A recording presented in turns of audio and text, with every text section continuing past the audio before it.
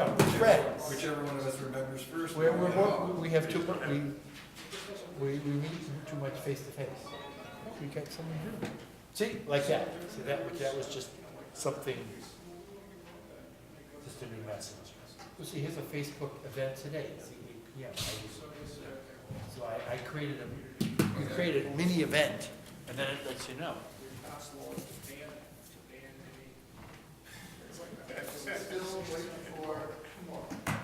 Well, they live on that, my brother-in-law's a golfer.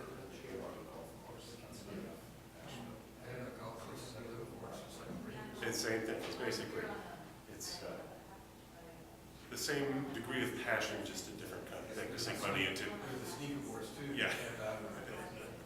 Wooded areas. But yeah, my sister and brother-in-law just kind of regularly they're completely lost. They said it's horrifying sometimes that they get into golf course conversations. What do you mean you're a Democrat?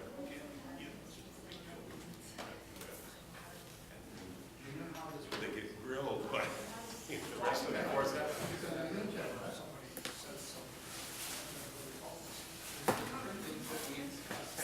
I don't know it. I have on both sides of the classic waterfront. Both sides of the field. My sister, I'm not sure where she's at, because she lives in Texas now. Yes. Manassas, Eastern area. She grew up with a rural family. And she's with us in Texas. And now saying, oh, we gotta go. And then my wife's brother has been military. We always have that. In that case, brother-in-law, how do you convince? You don't talk to them. It's just the weather. And we can be friendly, we can have, family events. Intelligence squared debate on NPR tonight. Premise that there's good for your community. Excuse me for 1 second. That sounds like a Vegas state agenda. I'm sorry, Rochelle. I just got to my phone messages about 15 minutes ago. I thought it was too late to call. Yeah. You okay? Yeah.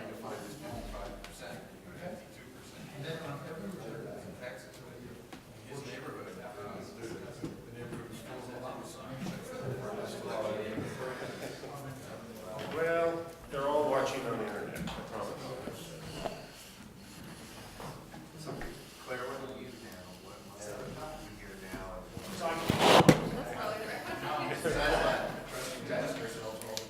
Yeah. To better support the committee and to expand Claire's professional opportunities and development.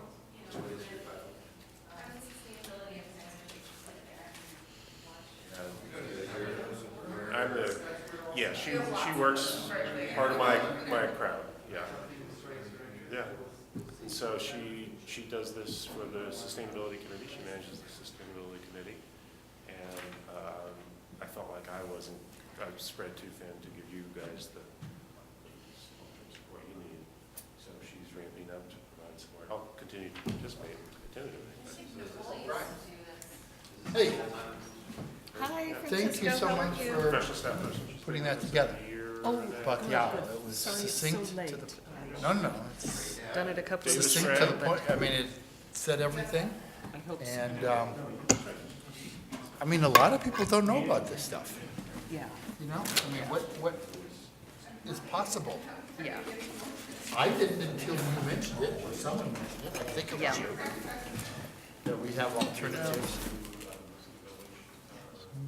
And no one, you know, all the times, well, we should discuss it.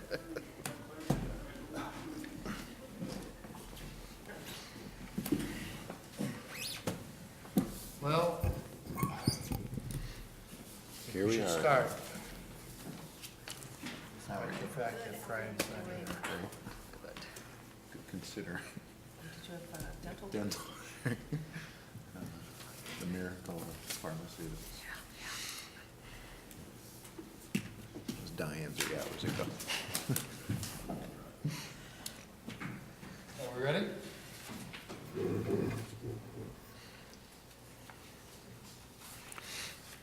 You want me to do the roll call? Yes, call to order. I'd like to call to order the December 4th meeting of the Albany Waterfront Committee. Claire, could you take a roll call, please? Committee Member Davis? Present. Committee Member Johns is not here. Committee Member McCarter, excuse me. Present? Committee Member Nason, Present. and Chair Papalia. Here. First item on the agenda is approval of the minutes of the October, what's this, October 2/23. It's a little bit of a misprint there. I think it was October 2nd. I have one comment. I think that Mr. Newman's name is misspelled. I think that his last name is spelled Neumann. Where is that? Yes, public comments That's received under, from OSHA. Newman under 5-1. Sorry, can you repeat that again? Mann.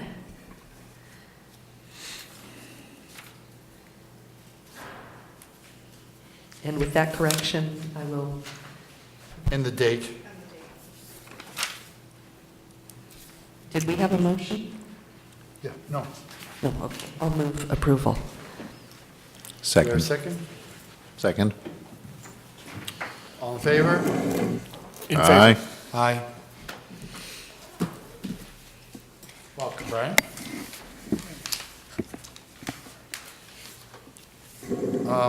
Next item on the agenda is the public comment. This is a time in which any member of the public may speak on an item that is not on the agenda, and you can have up to 3 minutes.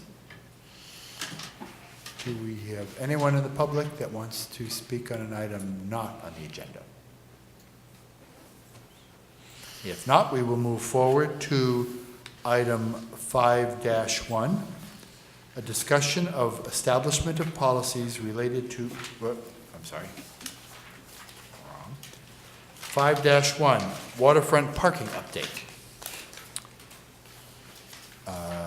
Recommended action for information and discussion only. There is a staff report on this. I can give you a quick overview if the committee would like. Just to summarize the situation, this is on your agenda, the committee's request, beginning a day or two before your last meeting, maybe a week or so, in late September, early October, the police department began the practice of warning people regarding no parking zones along Buchanan Street from the freeway west out to the bulb, in the stretch that's along the curve of Buchanan Street. The background on the parking in general in the Waterfront Park area is there are 40 parking spaces that are perpendicular to the roadway over on the west side. Those are available to the public and accessible from the road. Technically, they're on Golden Gate Fields property. On the screen, I have got a kind of a blow-up of at least a portion of the property survey. And this line here is these two horizontal lines are the property lines for the Buchanan right-of-way, and so you can see the actual parking spaces are a little bit outside of the right-of-way. Nonetheless, that's been the city's the accepted practice to park there as the primary parking area, and then some overflow parking along the Buchanan area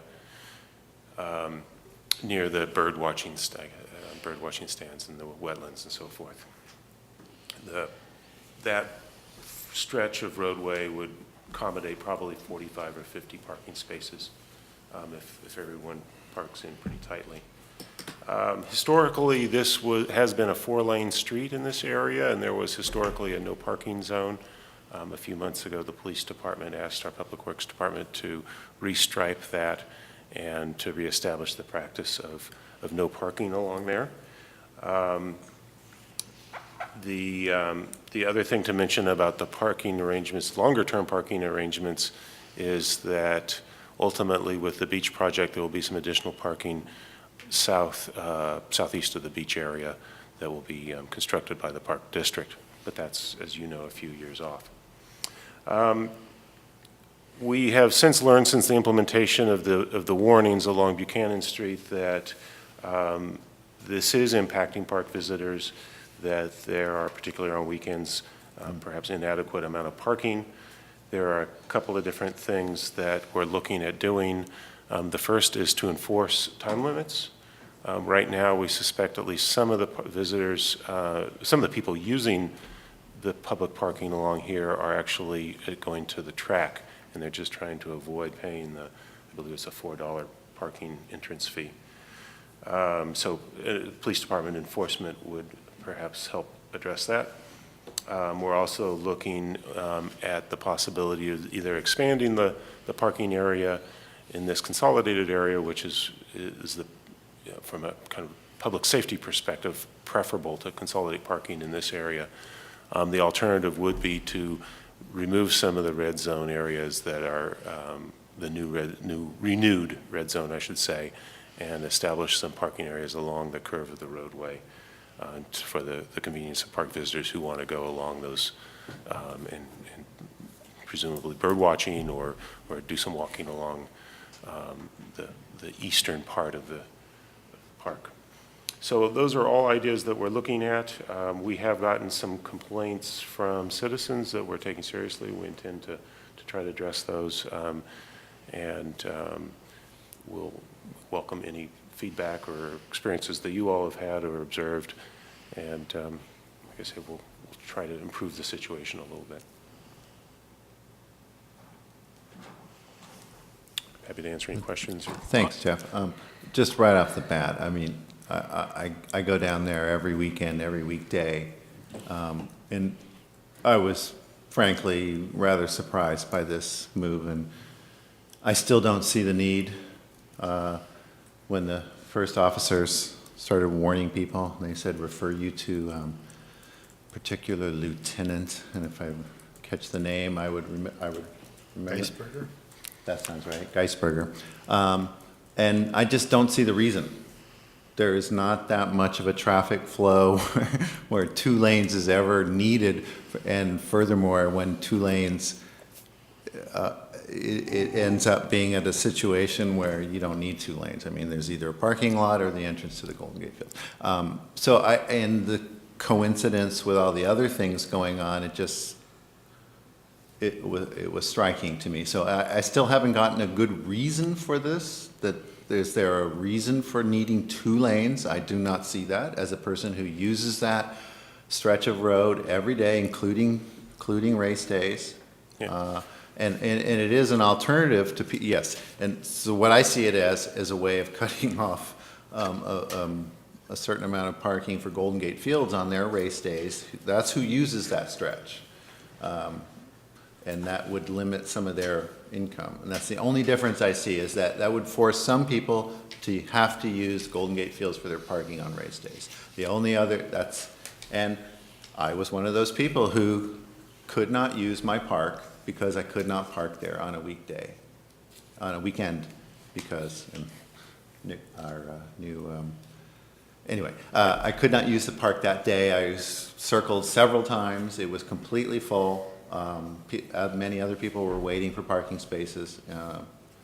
So that's my, don't see the reason, see a very big impact on everyday users like me. Yeah. Okay. I think I'm not a member of the police department, so I can only go so far in representing the concerns that they had. It was not due to traffic volumes. It was an attempt by them to be able to better patrol, for public safety, the parking areas. And yeah, there is a lot going on, and I think we have a heightened sensitivity to public safety on the waterfront. And we also have an informal park and ride. We used to have an informal park and ride situation where people would meet there for carpooling. It was a very good place for that. And I know closer in to the I-880, if you see cars parking on weekdays closer into 880, those are people who have met to form carpools. And I think that's a positive thing. That's not something to be discouraged. So, Okay, thank you. This is the park and ride observation hasn't been brought to us before, so that's good. 'Cause it's interesting because you always see a cluster closest to the freeway, and that's different from the people who walk their dogs like me who want to get out closer to the park. Right. But thanks for bringing it up. I would like to understand the process that would happen there. So the police department decided on their own that they felt that there was a safety issue of sorts. Yes. And then they went to you? No. They went to the maintenance department Correct. and said, we want you to put up the signs. Right. And that's all that it's needed? I mean, it doesn't go through traffic and safety or? No. Because it was? It was in effect, it was a faded, Right. is an existing Technically, it condition. was always 2 lanes. Yeah. It did not indicate no parking ever. And that was something that I was ready to, because they had the 2 lanes and they were giving warnings for people for parking in an active traffic lane. Not that there was no indication that there was no parking, but it was an active traffic lane. And then, all of a sudden, the no parking signs came up and it effectually, Is it a traffic? I thought it kind of fades out at some point, no? Well, everything was faded out. The I red. mean, the lane is continuous. So we have 2 continuous lanes all the way down to the turnaround? Well, to the entrance. first little island that's right there, kind of 2/3 of the way in, and then it narrows down to 1 lane in each direction. So I don't understand. So you have 2 lanes going along Yeah. to a dead end. And think so now people were parking in 1 lane where they would have to have merged anyway if someone was going. Now they'll be going down 2 lanes of traffic and they're going to have to merge into 1 versus having 1 lane of parking and people merged when they get there on a dead end in which there's less than 50 visitors or 100 visitors a day. So I don't. Actually, how it works out now is the right lane, without being explicitly, or you head towards the parking lot. The left lane heads towards the entrance to Golden Gate Fields. Now, there's the final point where it comes down to where there's no line saying that, but that's what the intuitive, natural result. If you're in the left lane, it seems to be you're supposed to be going into the Golden Gate Fields. If you're in the right lane, you're heading towards the parking lot for the waterfront. Okay, yeah, I think. But it's not absolutely explicit the way it's striped right now. It sort of gets vague at the very last minute. Yeah. So there, that's the approach. And those are the people parked. Yeah. So technically, the white car is in the slow lane.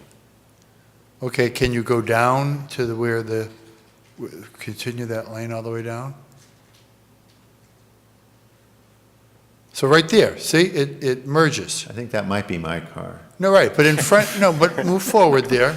Isn't that where there's like a bulb, it goes down to 1 lane? No, Oh. it continues 2 lanes past this. It's striped 2 lanes well past this, up to Okay. that last car up there. It's striped 2 lanes to here, and then it sort of fades to nothing, and so the right lane goes where you think to the parking Oh, lot. okay, Yeah. I see. Yeah. It's,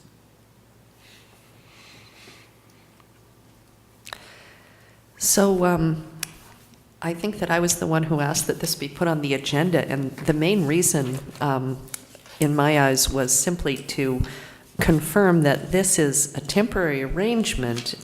This does seem like a significant policy issue in terms of providing public access to the park, providing disabled access to bird watching on the mudflats and so forth and so on. So my hope is simply that we can be assured that this will come back as a policy issue and we'll have an opportunity to examine it at the appropriate time. Yes, and in the interim, I'll work with the police department to get some revisions to this to make it available, make the park available to people who want to visit. That's the important thing. There's an issue, it's about the, so the parking that is left, right, for people to use is actually on Golden Gate Fields. And people still might be using that parking when they go to the track. Yes. But that's a posted 2-hour zone Right. that is not enforced on race days, or? Historically, it has not been enforced on race days. The police department is reorganizing how they staff their parking enforcement. And as they implement that, I believe that we will see enforcement on, weekends, the peak hour times when enforcement would help improve the situation. I mean, it seems that even if we had the parking back on the strip, it would be a good neighbor, the city would be a good neighbor to Golden Gate Fields, since they're providing the parking for the visitors, literally, on their land, that we not make it easy for people to avoid paying parking to go to the track. Sure. I mean, it's like, particularly if it's in conflict with park users. I mean, and I also am concerned because I've noticed that the trash cans out in the area there on Buchanan get filled up with, overflowing with stuff at times after race day because people, use that as a dump for their stuff out of their cars because they're not park visitors. They're, they maybe they brought food or something or whatever it is, but I just see these things overflowing. So I don't know. It seems to me that they came up with a solution to a problem that didn't exist and then created at least 2 more problems. Again, I think the problem that they were concerned about was a public safety one. And could, finally, one last time, what was the public safety problem? Again, that's a little bit beyond my scope. I don't know that I have any statistics or information on you, but there are lots of break-ins. There is a lot of these days, there's a lot of community concern about people out there. There's a lot more attention on the waterfront, for right or wrong. And they feel the police department is increasing their patrols, and they feel like they can better observe what is going on by having parking consolidated in one area. And that's not all that unusual, actually. It's not just about the waterfront. You always want to have your parking areas highly visible and consolidated so that a police officer can quickly assess what's going on if there's a call for service out there. Okay. One last observation I'd like to add. When there was parking allowed along Buchanan on race days, it would be heavily used along Buchanan. But then when you got to the parking for the park, there would actually be spaces available for people who were there for shorter periods. The people who were using the park were observing they were not using the 2-hour parking. So there would be places available. And that is my experience, that sometimes I would choose to park along Buchanan if I found a space, but sometimes it would be completely full due to racetrack users, and I'd go into the parallel parking, the perpendicular parking, and there would be spaces. Okay. So that's my experience as a very frequent user. Okay. No more discussion? Well, I would say that it really sounds like a bunch of misdirection by the police department. I mean, in terms of inspecting traffic, parking, the side street parking is, I think there's a hidden agenda that is maybe not part of our, on the menu for us, but there's obviously some subtext there that we don't understand, because the safety issue is clearly, it's just a lie. You can obviously see cars parked on the side of the road a lot easier than you can when they're parked in perpendicular parking. Simple So 2-hour limit. I don't or believe 3-hour they're what they limit. say, but I don't think it's really, it's not in the purview of this committee to, I don't know if we have any power to say anything to them. I think it's misdirection on their part. Saying it for the Yeah. record. No, I mean, it is the purview of this committee to facilitate access to the park. You know, clearly it would From be the- easiest to control parking if there's only one parking place. But, I mean, are we as citizens supposed to just knuckle under that, make their job easier? Why don't we just have one parking place down there? And that would be really easy for them, and it would be really safe for them. But, you know, I've received complaints from citizens about the parking down there, and I thought there was another purpose for it, having to do with the shelter or something like that. But I don't understand the reasoning, but the reasoning that the police has given you is a lie. One other point, I was told by Penelope Leach that this area where the shelters are now, I think she told me those will be future parking places in 6 months. Yeah, For what that's worth, we have a promise of future parking places instead of a homeless shelter. there has been some internal discussion about that. I certainly have not come to that conclusion. I wouldn't recommend that to her. Maybe that was an informal response to my complaints on the fly. I think the decision to make a permanent parking lot requires quite a bit of regulatory review in an area like the waterfront. And I think there was a notion that we could just do that without any discussion. And no, I don't think we can do that without your input and without the input of other agencies involved. So that might have been a little bit more of an informal, off-the-cuff answer. If I can assure you that before something like that happens, we would be talking to you, and there would be environmental review and so on and so forth. I would like to object to the characterization of the public safety rationale as a lie. I think that it's simply a very broad and vague characterization of the reason. It's within the purview of the police department. I think that what we need to know as a committee is that we're going to have the opportunity to look at parking for the waterfront as a policy issue about what kind of parking we need to support appropriate public access. And that will come back to this committee, and I'd suggest we move on. I would just add, when it does come back, I will bring with me some statistics from the police department on the number of break-ins and vehicles and the number of calls for service out there. I wish I had that for you, but those are things that. Well, I'd like to see the statistics for the number of break-ins for the side street parking versus the perpendicular parking. Right, that would be That's good. Yeah. the crucial point, obviously. All right, is there any comment from the public on this issue?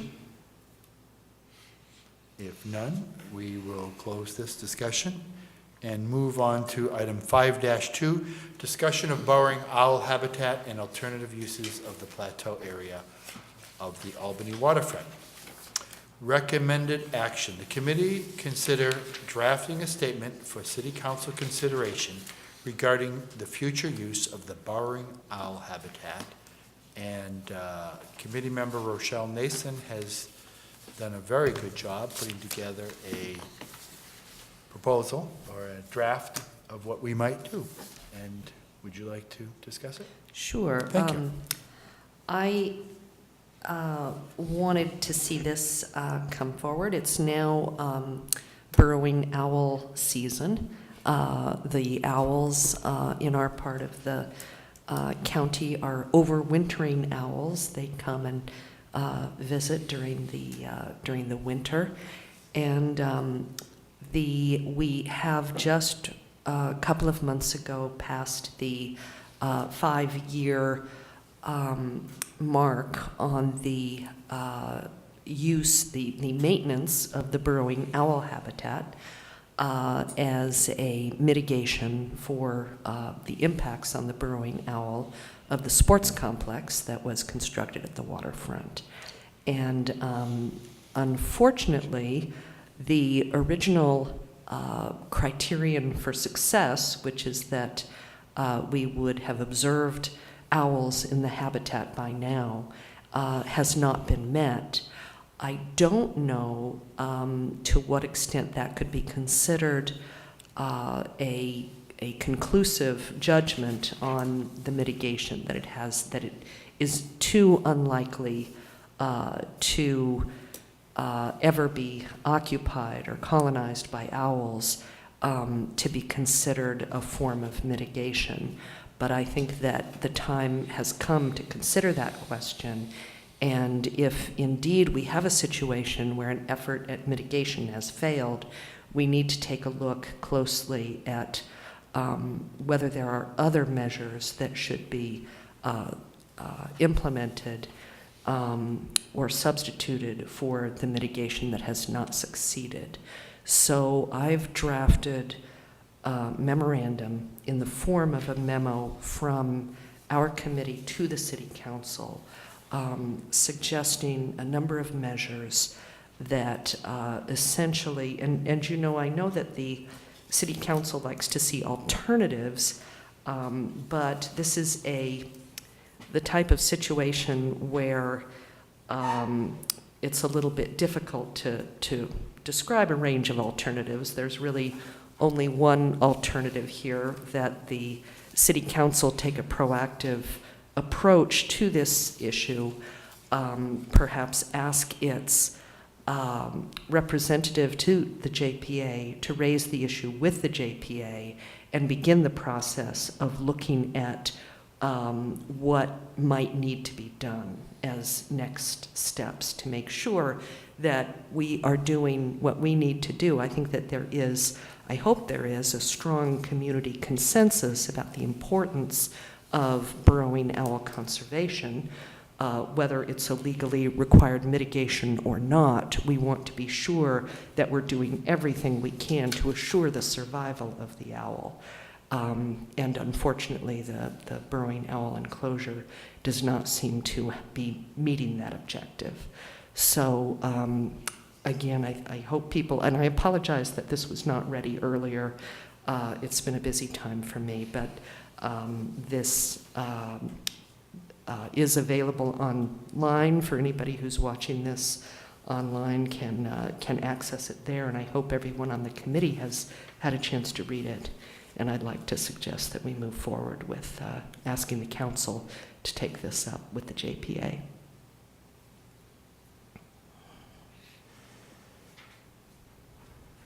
Jeff, could you put the map up of it, the Google Earth of it? Yeah, because I was mentioning it to a friend of mine, and she didn't know what I was talking about. And she frequently goes down there and has even ridden around it on her bicycle and didn't quite know what it was. As a opening on the discussion, I would say that I have read your proposal, and I pretty much completely agree with it. I think it's an acknowledgement of reality, and it's also a very practical approach. One thing you didn't mention that you do in the report is that there actually were owl sightings at the old site where the playing fields are, and that there's still owls there, and they haven't come. And again, as somebody who walks around that 5 times a week, I wouldn't believe, even if they said there were owls, I wouldn't believe them, because it's being patrolled by predators. It's just not. So I would really like to see. I appreciate that it asked first the question: what do we need to do for the burrowing owls? If we find them, the fact that they are still at the old site, what can we do to protect them there? And then B, what is the best use of this site for what they stated as the alternative, which is environment for other species, which I think has got lots of potential for that, which might need some reconceptualization of how people use that area. I don't think people and dogs patrolling a limited piece of open space is a very good environment for certain birds. So there might be other arrangements that could be conceived, and I would love the Park District to start asking those questions. What is the best? Because the orientation of the birds, my experience is towards the north. There is a lot of interaction with the water. There are a lot of birds on the water. And if there's any place I would want to keep dogs and people away, that's that part, even though I use it every day. That's my beginning conception, is maybe just, rather than blocking off a small area, putting a shoreline plus area that's conserved from people. Anyway, that's my beginning of Yeah. alternatives to the present situation, which I do not think is at all tenable.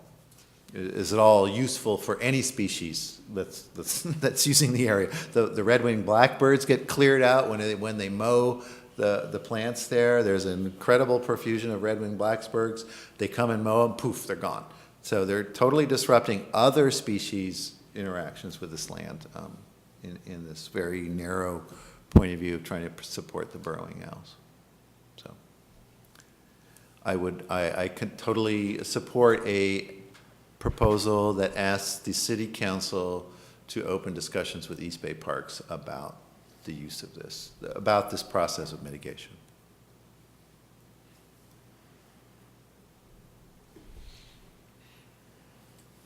Jeff, could you zoom in some more? And do we actually see the fence? Oh, you see the 3 areas that they've established as pipes, they tried to create as burrows that would entice them. There's 3. Yeah, Okay. And I've And where's seen- the fence? where the walkway is, pretty much. Right there. Zoom out, all the way around that is very open. Right. The visibility, well, apparently these burrowing owls are fairly comfortable with people walking by on pathways in Berkeley, but maybe because there's no dogs there. I don't know what the difference is, but Paul, you've yourself have noted that they're still pretty common, at least on the Berkeley waterfront, right?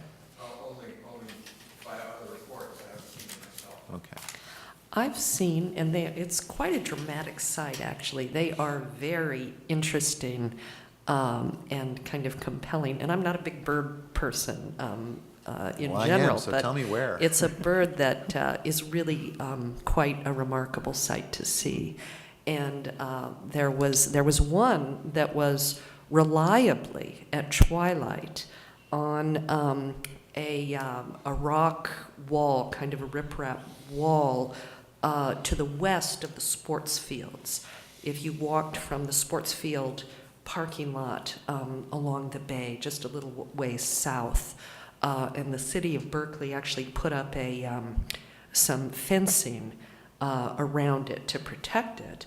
But, oh, there we go, thank you. But, you know, there would be people walking by with dogs, and the owl would sit there. It was a kind of a strange sight. It seems that the owls are very tenacious about the places that they like. And for that reason, it's particularly important that we have all of the on-site or near-site mitigation that we can when we're going to be affecting burrowing owls. Now, there are also off-site mitigation schemes, but I think that given the tenacity of the owl's attachment to particular places, if you can protect those places, that's going to always be your very first priority. And I did reach out to the Golden Gate, to members of the Golden Gate Audubon Society, you know, not any kind of formal process, but just individuals who are particularly involved with the conservation of this bird. And they say there are a number of things that might be done to offer more protection to the birds that are still at the playing field. It's not just one bird. There were actually 3 that were there last year. And then there is the little group at Cesar Chavez Park. One thing I want to say is they're not, I want to challenge the comment that they are common. They're not common. They're very definitely a species under tremendous pressure and threat, and they are in decline. So it is a big challenge to try to keep them generally to keep the species healthy, but especially to keep, birds living here in our area, which is historically an important part of their range.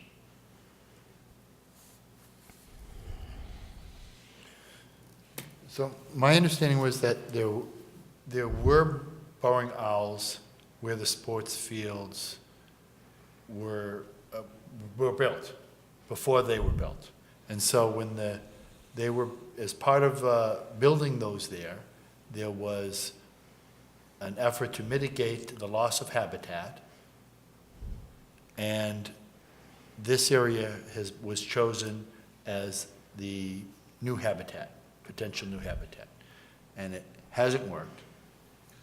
And it was put in a 5-year timeline. Right. I mean, that was the original goal. Give it 5 years, and then what? And so there was a cost involved of how much a year, Jeff, to maintain this habitat that the city paid for? It was like $35,000 total? So we paid for, as part, and I was, my friend asked me, so why did we pay for it if it was the Joint Powers Authority that we became, I don't know. Do you know? Liable. We became the entity that had to pay for the mitigation, even though the ball fields are for many different jurisdictions that are under joint powers. Do you know, anyone know who falls under JPA? A frustrating thing about the JPA as a government agency is it just doesn't have the same kind of record keeping or online presence as a typical government agency, and it's very hard to find much information about it. So I'm sure that those records exist in the files of the city of Berkeley, in the files of this city. We could track that stuff down, but it's not easily available, and I do not know the answer to that question. So the question is, why we paid, I'm not sure why we paid, but that's all right, that's done. Now the Park District is maintaining that area now at a certain cost. And so if we didn't maintain it, if they let that lapse as a owl habitat, then that monies could be used elsewhere to create a better habitat, perhaps, or enhance an existing habitat. That's an option. That would be an option for the Park District. Instead Yeah. of continuing to do something that doesn't work. Right. Now, one of my objections for the last 5 years about the habitat was its placement. And the plateau is a very large open area that could have a variety of uses, but they put the habitat right in the middle of the plateau, limiting the usage of all the rest of the land I'm not sure why, so I'd be curious as to how that was chosen. And I agree with Gordon, and I've stated this in the past, that there is a very natural, division to be followed along the waterfront, that the northern part of the waterfront, with its proximity to the mudflats, is a currently thriving natural habitat that has no human interaction with it that I know of, that I've ever seen, because the water is too shallow. I don't know if it's open for kayakers or anything, but it's never used. And the south side of the waterfront is where the people congregate and do human interaction with the waterfront. And the plateau, if they were trying to use part of the plateau for conservation, it would seem like the natural place would be to, as you said, have the northern part, and if we wanted to fence off part of it, fence off the northern, a section that borders on those cliffs and the natural area, where it would create a very, right now, we have dogs running around right to the edge of the cliff. Just extraordinarily bad planning, it seemed like, or maybe they didn't know what was going to happen after they did it. And wonderful opportunities for bird watching platforms and such that Yeah. actually have been on the books for closer into the willows. Southeast corner of the plateau has been proposed as an observation area for birds. But, yeah. But the sizing was probably a key issue with the selection of the location, and probably Flat acreage. they had bird people come in and look at what was going to be the best. There was a significant loss, about 6.5 acres of burrowing owl habitat in connection with the construction of the sports complex. So it was a great priority from both an ecological perspective and a legal perspective to be able to build the sports complex, to find a mitigation for the burrowing owl. So that was chosen. And the hope was, I think, that displaced burrowing owls might choose that location, or that other owls would over time colonize it, and you'd have that replacement. So that was the rationale, and it was, I think, a fairly exclusive focus on the owl. Now, there is this statement in the original plan, which I actually find kind of odd, saying, well, if we don't get owls, then we will reconsider and maybe manage this area differently for the benefit of other bird species. And to me, conservation areas have their own logic and their own imperatives, but it doesn't make sense if we have had an impact on owl habitat that we would mitigate that by providing habitat for other species. We really do need to consider that we sort of owe the owl something here. We need, as a human community, to try to repair and provide them the opportunities for survival so that we can share this amazing bird with people of the future. But the mitigation, although this was a direct mitigation owl habitat for owl habitat, does the mitigation typically must be for the same problem? I mean, in other words, let's say if there was a water issue that was being, that this was creating, and then can a mitigation be on a non-water issue, like habitat for an owl? Or does it have to be direct? So that, I asked that question, so that if we try to do something, do we have to find another owl habitat to enhance? It does have to be species. It is in the context of wildlife. It is species specific. Now, sometimes you have a situation where you have a lot of different species that share the same kind of habitat, and they've all begun to decline because that particular habitat is a great one to build in, or is characteristic of a place. Southern California has a number of these kinds of habitats where it's all being wiped out. And so you might have a mitigation situation where you try to create a block of that kind of habitat. And there are what they call mitigation banks and other mechanisms for making it simpler to mitigate. But those kinds of mitigations tend to be something of a last resort whenever possible, kind of like recycling. The first thing you do is avoid creating waste in the first place. And when you're dealing with an impact on a species, you try to avoid the impact as much as you can right where you are, or nearby, or, you avoid until sort of a last resort going to some distant site where that species can be conserved.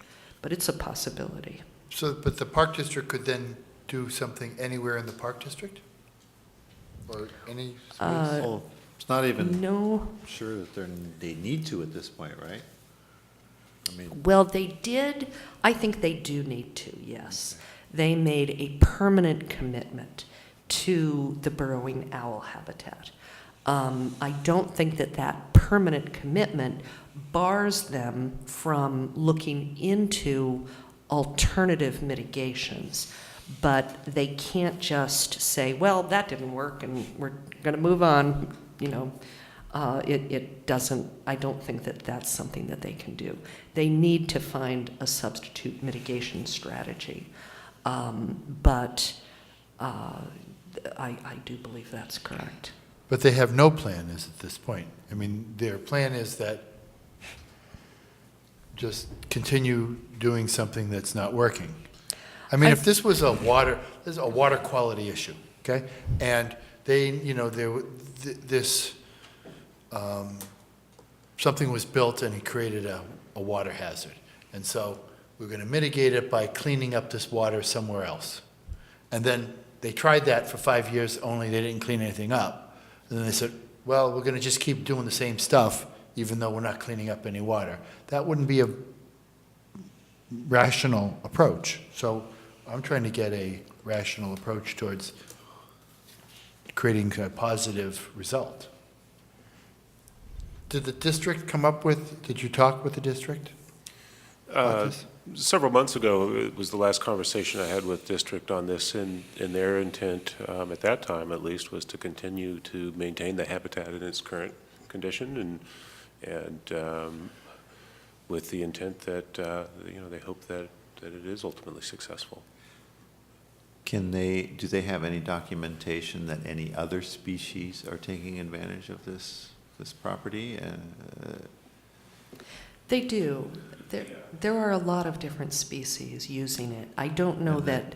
They are particularly using it due to the protections that it now has? That's the crucial question. Yeah, Or would they be there anyway? I don't know. That I think. Cooper's hawks, they're pretty easygoing.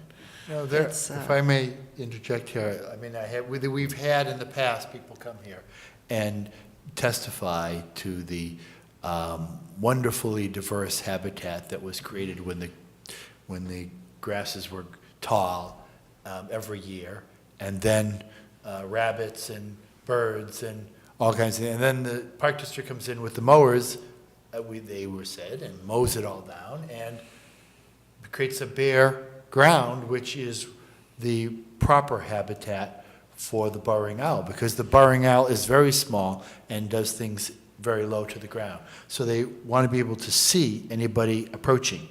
So therefore, that's why they have to have that grass mowed down. So it's kind of, what's the right word? I mean, it's not working. They create a habitat, animals come, then they mow it down, the animals go away, and the burrowing owl never comes. There's lots of perspectives on this, and I think we all tend, when we love a place and we go there a lot, we start to think of ourselves as the scientist of the place because we're observers of it. And I think probably what the Park District would need to do, and I think that it's really the obligation of the JPA perhaps, but what all the agencies involved need to do, I think, is get the best scientific information that they can. If the best scientific information available tells us that the burrowing owl habitat is a failure, if it's not, if there's, there's always issues of risk and likelihood. There's kind of very difficult things to calculate. But if the scientists say there is no reasonable likelihood that owls are going to colonize this, then it is time to start thinking about other kinds of measures that we need to take. And perhaps even aside from that, we should, as a community, be looking at maximizing protection for this particular threatened species in distress. Let's figure out what we need to do and do it. It's a subsequent question. Do we want the plateau to be a conservation area or a recreation area, or what purposes do we want the plateau to serve? But the current purpose of helping the owl, if that's not working out, then we need to move on whatever is the current scientific information we can get. There was a report.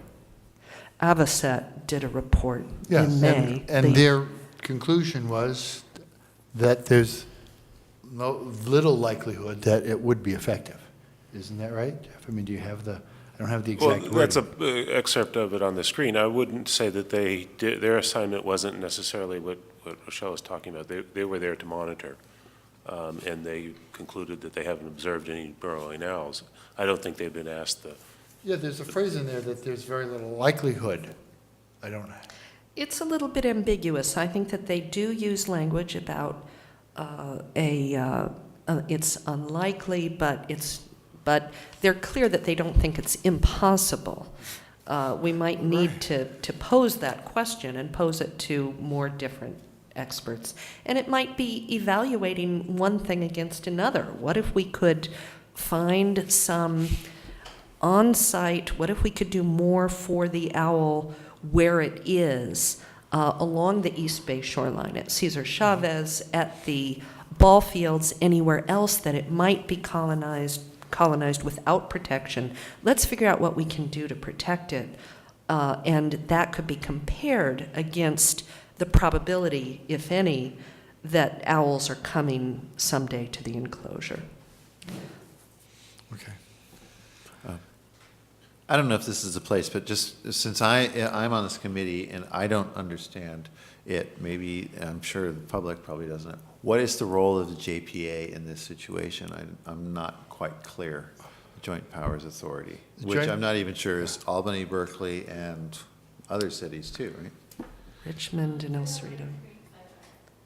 We have on your screen the whole, how it functions related to this. But just specifically in this I- context Well, of what? no, the the different municipalities can get together using the Joint Power Authority to come up with a solution to an issue that may take place in a specific jurisdiction, but affects multiple jurisdictions. So they wanted sports fields that could be used by multiple jurisdictions. It was going to be in the city of Berkeley. They built them in the city of Berkeley, and all of these different cities can use them now, right? And so that's the Joint Powers Authority. So they were the entity that produced the ball fields, and then they went through this reports, and there was a problem with it. The habitat for the owl was going to be lost or destroyed, or so that they had to then, to get approval for the ball fields, they had to provide a mitigation for it. So the And JPA was specifically created for this ball field project, or is it a more general? JPA is you can create a JPA for anything. For instance, if there was a traffic issue, they talked about this with the LBNL, the Lawrence Berkeley Labs project. If the second campus, if it was going to create a problem in a specific area that would need to be jointly handled, then those different municipalities could come together and create a joint powers authority to address a specific issue. Okay, thanks. That was. Okay, shall we move to the public comment on this?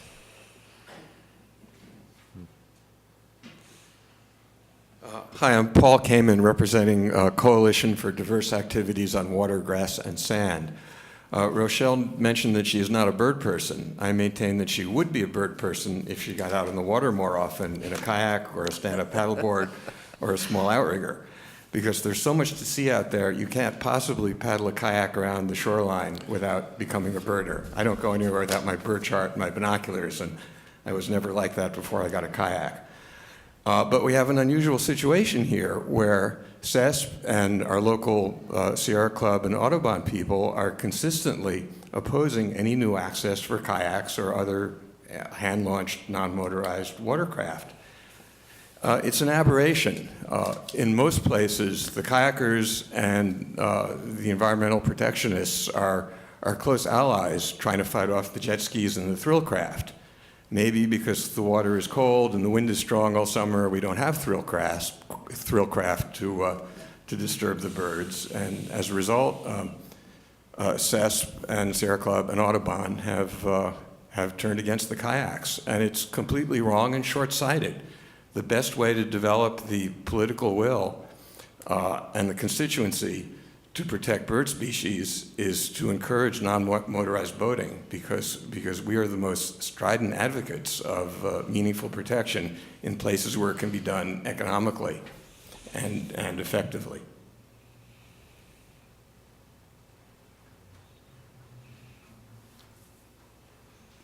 Good evening, Peggy McQuaid, Albany resident. I just want to read to you from the staff report of September 2nd, 2008, just to give you a little background. Cities of Albany, Berkeley, El Cerrito, Emeryville, and Richmond are the agencies of the Gilman Sportsfield Joint Powers Agreement, the JPA. It was established as a regional effort to construct ball fields on property owned by East Bay Regional Park District on the waterfront at the end of Gilman, blah, blah, blah, blah. The Gilman Sports Field project currently has $120,000 allocated for the Burrowing Owl project. Albany didn't pay for it by themselves. The joint powers, other cities contributed too. So I think it's not right to say Albany paid all this money because everybody put in. So do you think it cost $120,000 over 5 years? I don't know. I'm just telling you what their budget was. Okay. Thank you. Thank you.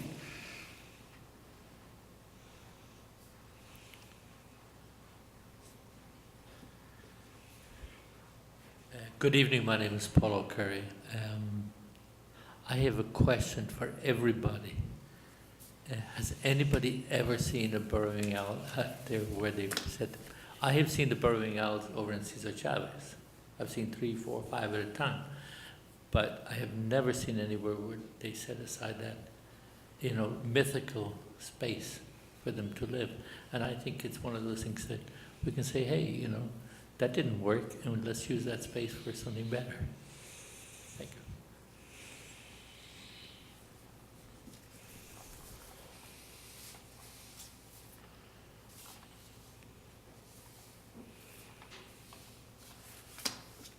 you. Okay. Do I hear a motion?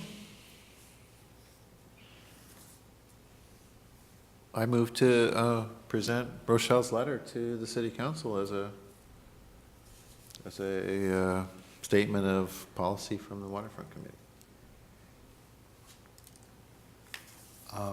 I would like to add to that if there were to be discussions on it, that we would continue it here, that we would get direction from the council to go back to the Waterfront Committee so that, because I don't think they want to be spending their time dealing with this, and this was something for us to deal with next year.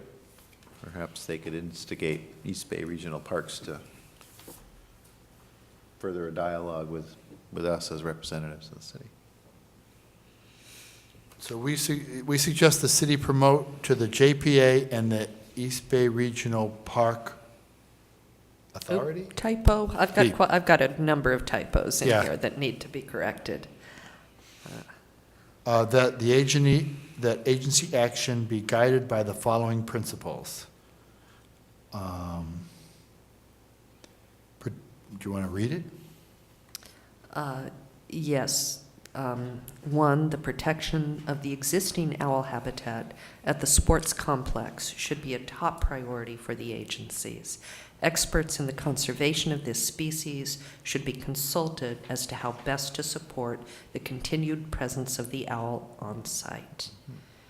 Do you want me to read the whole, Sure. this 5 points? It's in the record, it's on the website. I'd suggest. If you could summarize it, that But, yeah. to reconsider the use of the current area that's set aside on our plateau, to and I think that's very important, to concentrate on what will help the current population that do exist. And I must point out that this apparent need for very close cropped territory is in conflict with many other uses. So let's find out how to mitigate that conflict. And I think there's some places that are much less in conflict with this need for very low growth of vegetation for these birds. And I'm trying to think how to work in the continued participation of the Waterfront Committee. The way that I drafted this said, we suggest that the city promote to the JPA and the East Bay Regional Park District. And I was envisioning that, I think that Mayor Thompson attends the JPA meetings. She was the city's representative at the one meeting that I went to. And the East Bay Regional Park District will obviously be critical, and this may become part of discussions as well about the larger issues of the waterfront between the city and the East Bay Regional Park District. But I would, perhaps we keep this language that the city promote to the JPA and the East Bay Regional Park District, maybe add a sixth point at the end, or fifth point rather, sort of volunteering our time, or before, where it says thank you for your consideration, something along the lines of the Waterfront Committee is deeply interested in this issue and eager to be of assistance to the City Council in any way that we can, including further public hearings and investigation into factual issues that may be of assistance. Does that capture Very the good. idea? We're at your service. That's, Yeah. yeah. Okay, well, that's an amendment. Any other amendments? Please just give me the opportunity to fix some typos. At one point, Yeah. I said something was an abstention when it was, in fact, someone was absent. There are just a number of little things to fix. No. And for some reason, a lot of the words merged. Did you notice that? The typeface? No, the words merged into one word, like agencies will in my copy, that I printed out, and I had my word copy.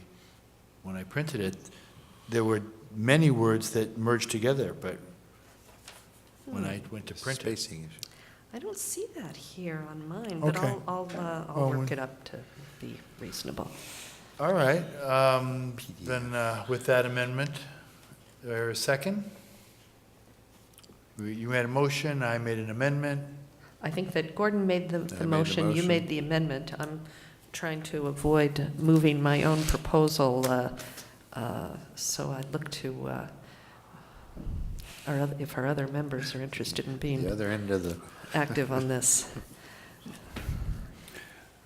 I can't second it because I don't feel like I know enough about the issue in general to push action regarding a policy, to be honest.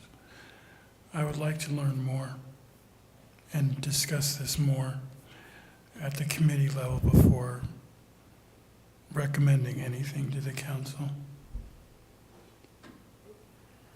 I'll second the motion. Okay. We're going to be voting on the 5 items, the 4 items in the here that were printed out, and the one that we've kind of put together here, the number 5.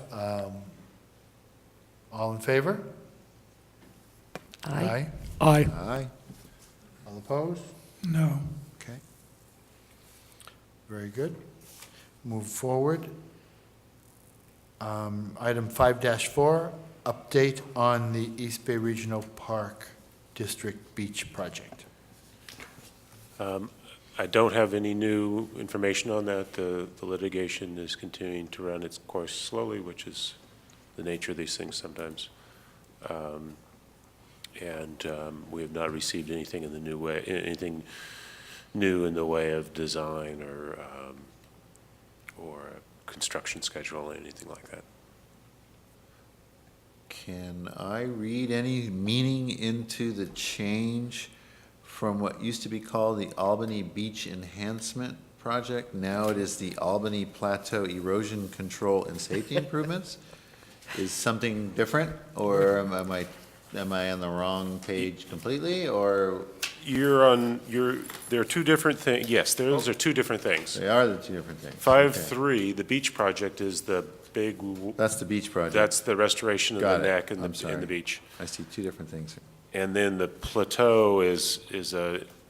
the Got copy it. of the flyer, which is more of a maintenance activity that's ongoing. I read the attachment, but I didn't read the minutes, sorry. Okay. So nothing new on the beach project itself, being held up. I must remind everyone, it's being held up by two parties, Golden Gate Fields and Sprawl Def, which is run by Norman LaForce, who is the Vice President of Citizens for East Shore Park and the chapter president of the Sierra Club local project. Just so that's on the record. For different reasons, I would say the Golden Gate Fields is a trivial CEQA challenge, while Norman's is a substantive CEQA, although still misguided, but it is actually the proper use of the CEQA process. So I would just like to remind everyone why we are still not able to use picnic tables, trash cans, all these things that we have set up for the Cove, because we are held up by these CEQA lawsuits for our beach enhancement project. So just keep that in the forefront. Golden Gate Fields, Norman LaForce. I don't And think Norman LaForce is actually a plaintiff. An organization, Sprawl Def, okay. Sprawl Def, is the I- plaintiff in that action, not the Sierra Club or So just- any other organization. Right, which is interesting, the fact that they couldn't get those organizations to be part of it. And that's also a reason for a lack of parking. We would have more parking if that plan was going forward, too. We would have the additional 20 spaces. So just remember that. So what is the timetable for the lawsuits? I'm sorry, I don't know what the briefing schedule is on those. Okay. Yeah, I mean, I would like to also say how frustrating it is to watch a wonderful project in this town, and it's not the first one, or the second one, or the third one, most recently come to a grinding halt or be completely derailed by lawsuits. Often not coming from people within the city. All right, any comment from the public on this? If no public comment, we'll move on to 5-4, update on Albany Plateau erosion control and safety improvements. Not much to share with you beyond what you've probably observed out on the plateau and the flyer that was part of the packet that we scanned for you. The district is doing quite a bit of maintenance work that is using some soil to fill some of the voids and hazards, and cutting down a lot of the vegetation that's out there. According to the flyer, it's August through October, although I think it's continuing. At least a few weeks ago, there was some activity on there. I'm not sure. This project, I believe, just refers to the beginning of the neck, which was a major, this was earth moving, this was burying concrete, this was removing much vegetation. And I think that's completed, and it's got a cap of hydrous seed on it, ready to sprout. But there were other vegetation management processes going on closer in, which are the row of willows, which seems primarily directed at exposing encampments of homeless people. What's happening? Oh, They the are, removal there's a of- massive trimming of the row of willows and the riparian strip that parallels Buchanan at the very beginning of the plateau. There's a huge, at least 50% of the vegetation has been removed primarily to open up the area so you can see into it, and so homeless encampments are now exposed. That has to be the main reason they're doing it. I'm sorry if I'm projecting reasons onto them, but I cannot see any other reason for this. And if I must go back to my Homeless Task Force Committee, this is a poor choice for management of a homeless issue. Vegetation removal is not a preferred option to deal with homeless encampments on public space. And East Bay Regional Park District is doing this willy-nilly with their Conservation Corps folks who just really wholesale mow down vegetation and clear out bushels and bushels and bushels of biomass, primarily to keep it open for visual inspection for the police. So that's my perception of what's going on. They don't say anything about it. They don't have any kind of public statement. This is something I would like to bring up. Who makes these decisions? How does this kind of trimming go on? And let's make it a more public and more discussed and open process, because this has been proven to be not an effective management tool for homelessness, and that's what they are doing right here.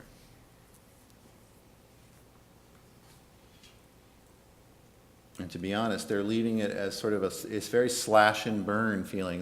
The land has been, heavy machinery has come through, they've plowed up the ground, they've disturbed the drainage, and it's not optimal. They've disturbed it, so it's not, I don't see the purpose of this. This is not, anyway. So I would love to begin discussing with East Bay Park District the reasons for their vegetation management strategy, including things like this plateau erosion control. Is this their plan for the whole bulb? Is this what they're going to do to the whole bulb? Are they eventually going to bury everything of concrete and make it into another Cesar Chavez, bare land? We need to have that discussion. And they're moving forward without any conversation with us as a town and as a waterfront committee. Well, it seems like that discussion has already been conducted, With the city council. right? My observation is that the council has decided to allow East Bay Parks to make these decisions on behalf of the city. Right? It seems like that, and I would question that. 'Cause You would question the I decision? would question the decision. I guess I would ask for, all right, now we have a new entity who's responsible for this realm. What is the mechanism for us as a community to have some input for this process to reflect our values?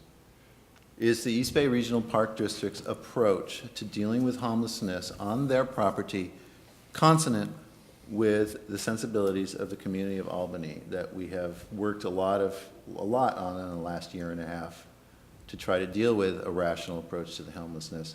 Have they even listened to what we're doing?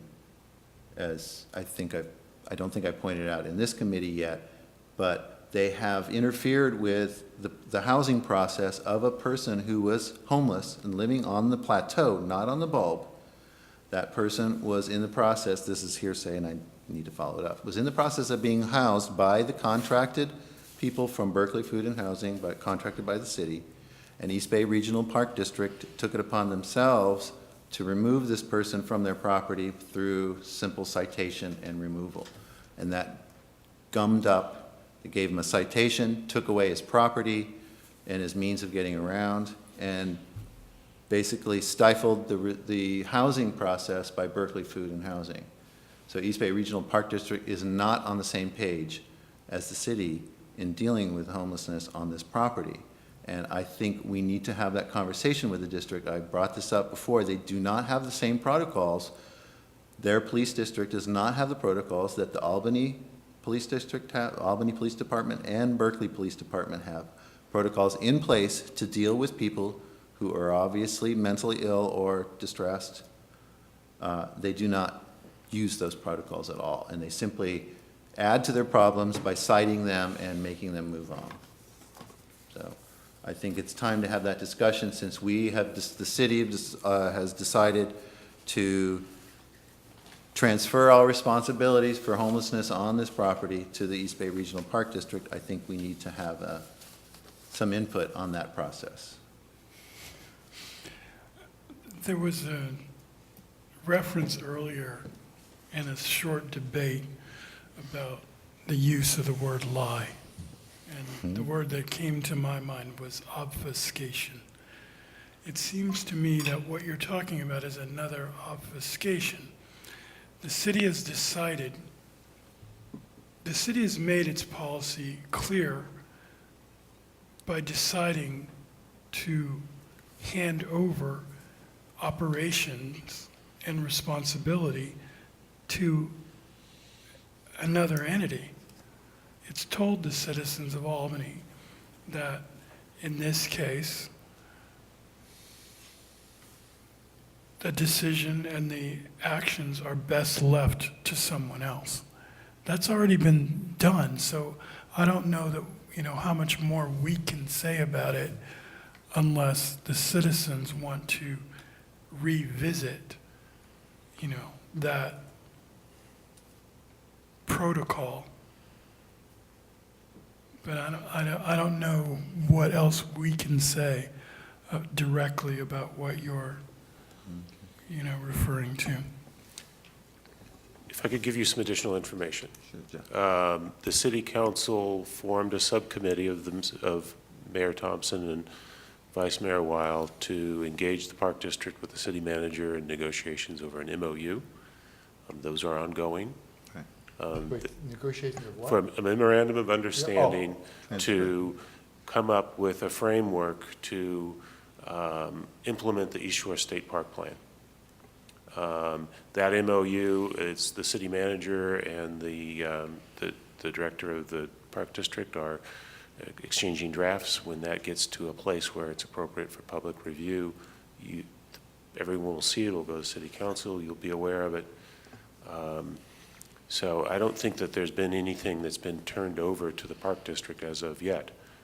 They're the last people in the world who want anything from the city right now, to be honest with you. And as to the police department, the Park District's police department procedures, it's their property, it's their jurisdiction.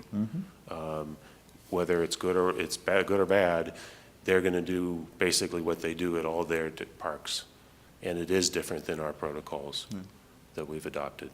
But they are run by a democratically elected board. That's right. They are responsive to us as citizens, and since we are the community that this park exists in, I think it's our role to be the representatives for our community to say, if you're going to do certain things, at least we'd like to hear about it at least. There are, you are a democratically elected body. So now that we've handed off this responsibility to another entity, I think as representatives of our community, I think we are the ones to ask this new entity, what are your policies? I would like to ask them a lot of questions about their land use, with their ideas about the bulb. And I know this is supposed to be through negotiations with Mayor Thompson and Councilmember Weil. That's where we're at. But they're representing us, so I would like there to be some open channels about our sensibilities in this. And I know they're much bigger. They serve many more communities than just Albany, and this is a park that's meant to be more than just for Albany. I know that, I recognize it. This is a community resource. But the people feel citizens of Albany feel so passionately about this piece of land that I think the Park District owes us a little bit of recognition that we have an interest in it, among many aspects of it, including what is your plan for developing it, and then how do you deal with homelessness in this and I think that's a bigger question than just Albany. And that maybe is not the Waterfront Committee's job, but a broader committee's, but. May I suggest that perhaps contact some outreach to either Mr. Dotson, who represents our area, or attending the East Bay Regional Park District Board. It has public meetings every month, and it takes comments. I think it's important to realize with the Park District, they have many cities within their jurisdiction. In a sense, we are having to vie for their attention. I think they're not going to come here and sit through one of these meetings or something. We need to have a very clear statement of what it is we want them to do or to not do differently, and be prepared to present that either through Mr. Dotson, or if he agrees with us, or directly to the board if he doesn't, or doesn't feel that it's his role to take up our cause, and bring it. We need to take responsibility on ourselves to bring it to their attention. I'm probably calling more to myself to become more. I probably here calling myself to be more the point man to figure out what is the East Bay Park District's plans and be a better liaison between them. That is maybe what I'll turn this into, rather than a plea, is more of a, all right, promise to myself to get this, to be a little bit more open. I believe that it's the role of the Waterfront Committee to do this, not you, but the entire committee. Our waterfront is a unique mix of different jurisdictions. City owns the bulb. City owns the Buchanan right-of-way. The Park District owns the Plateau. The Park District manages the beach for the state park. Golden Gate Fields, private property. And we're the one committee that is supposed to try to understand all those different things. And if an issue comes up, that's what our job is, to try to take the perspectives and the knowledge of all the different players involved, and try to see where they're going. And Rochelle, I think you're right on target. It's like I've been to the meetings, I've looked at the map of the East Bay Regional Park District. It's huge. It goes like from Castro Valley all the way up to Point Malate, I think. And we're just this little speck, the bulb, this area, and East Shore State Park is a very small geographic part of their jurisdiction. So it is our role to advocate for our region and our citizens for how we want the Park District to run their park. And it is for us to invite, and I will invite Whitney Dotson back. I did it. He came here at my invitation around 3 years ago. And I will invite him again to come to the next meeting. Or maybe someone more operational like Chris Barton. Is he somebody he interacts with us a lot? I'm not sure. But anyway. Perhaps rather than an open-ended invitation Let's get to a come specific and issue. chat, in this context, I think that might be problematical. I think that maybe it would make more sense for Gordon to bring forward a proposal for us to do a memorandum like we just did with the Burrowing Owl Habitat, come forward with a memorandum that we could to Mr. Dotson or to the East Bay Regional Park District Board and say, we would like you to do this, or we would not like you to do that. I think we have to be careful that it's based on facts that we can point to, even if they're only sworn declarations. They need to be something substantive, saying, well, I heard that something bad happened out there. We want to have a basis for something and a clear policy proposal, something that tells them just what it is we want them to do or refrain from doing, so that they can have a meaningful response to us. And I would just like to counter, Francesca, your characterization of a little speck, because I think East Shore State Park can be their, what's the word, marquee park. This is the bayfront for the second most populated part of the bay, second to the city, San Francisco. I feel like we have the potential, the potential has already been realized in San Francisco in like Crissy Field and areas like that. I think we have that potential as a united East Shore park. So we can become much more than just another little blip on their map. And I think the East Shore State Park is the premier park of the East Bay. I think it could be. I don't think it is there yet, but that's what I want to talk about. I think I said geographic spec. Okay. And that's what I mean, is that I'm gonna Just show you the map. Because when you see the map, and this was crucial to understand how the police have to interact. When they want to send a police officer out to act on something, they have to, they have few police This line or officers, that line? and they gotta travel like right through heavy traffic to get here. So that's what I meant, is that I think we lack a perspective. I was surprised when I saw the map. I was struck by how much there's 5, aren't there 5 districts? I think there's 5 districts, at least 5 or 6. And our district is Albany, Berkeley, Richmond, El Cerrito, Kensington, and maybe even part of Oakland or something like that. But that's just one. Right. There's like 5 others. So that's what I mean. And so my point was, the squeaky wheel gets the grease. We need to stand up for what we want, and then they'll go, oh, they really care about this stuff. Well, maybe we will, otherwise they will take the path of least resistance, which is owl habitat. If we don't have to think, we'd have to do anything. Let's just keep it going. So how do we do it? What's the quickest, easiest way to do it, unless we say we want something else?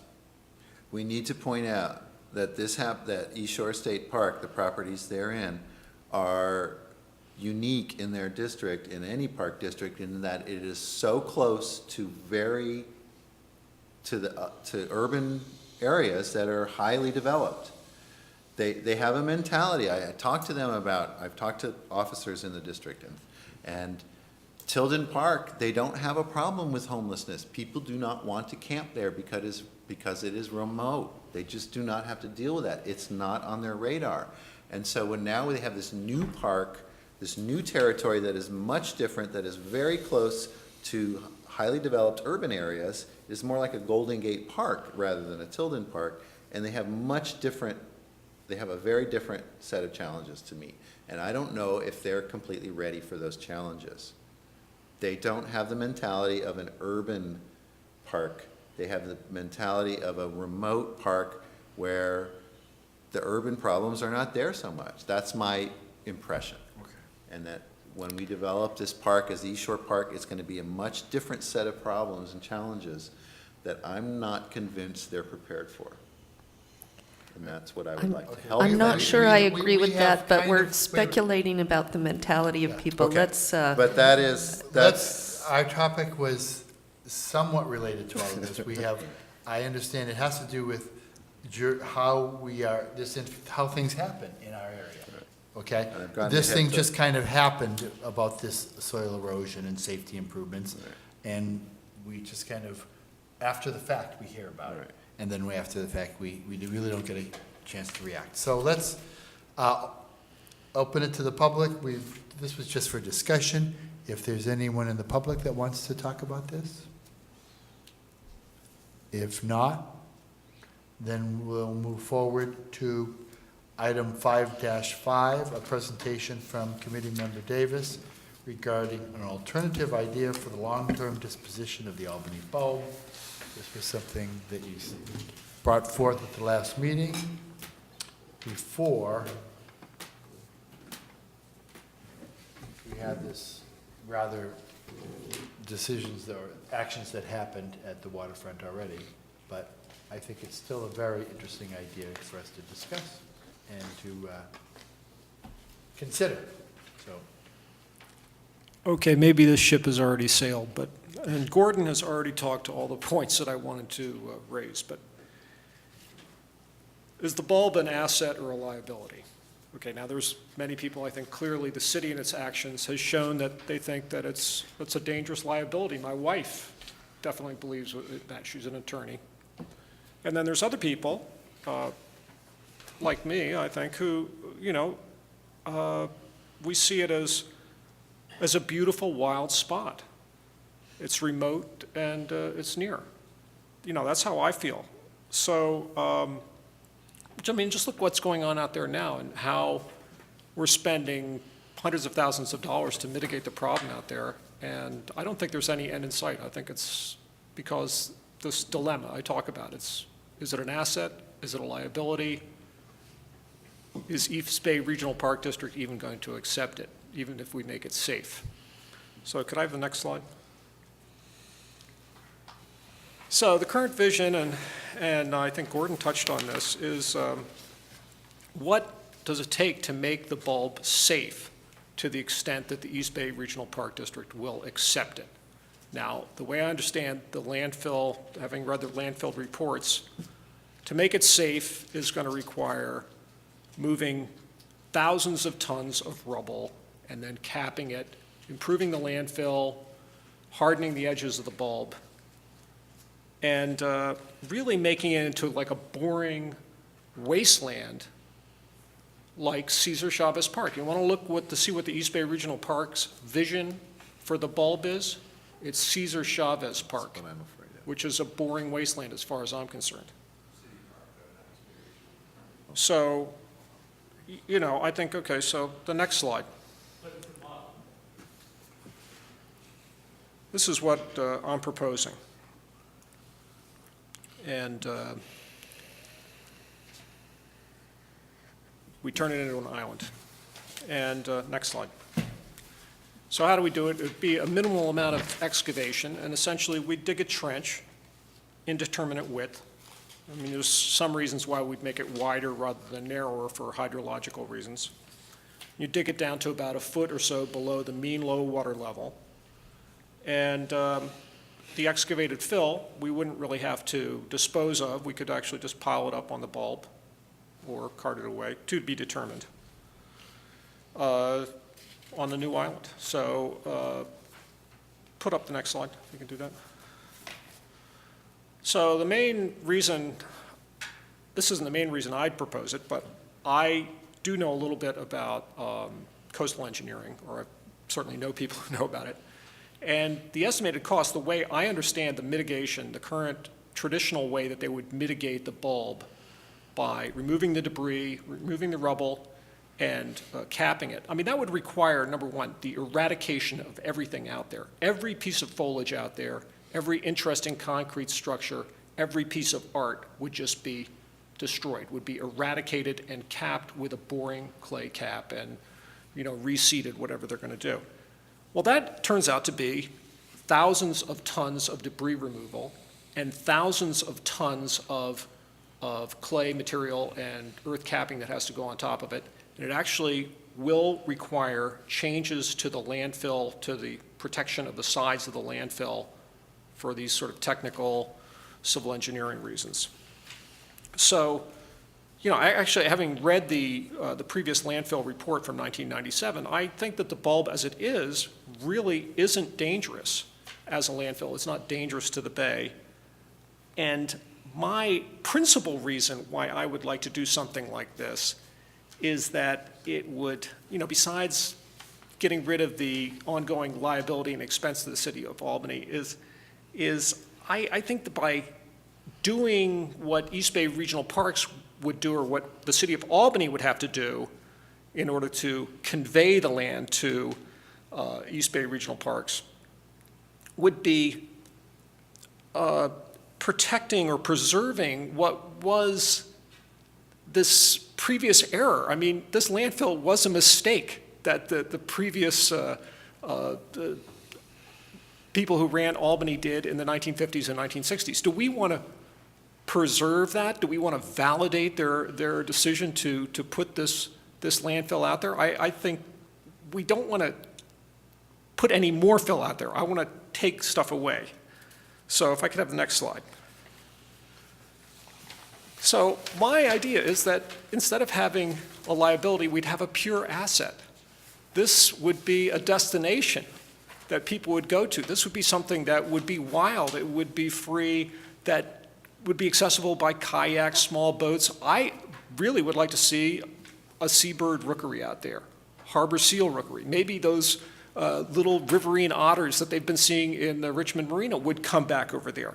I can't tell you, but I know that for me, the most important thing, we could feel good about ourselves. This would be something good, rather than like capping this thing and turning it into a bland, sterile Cesar Chavez Park 2.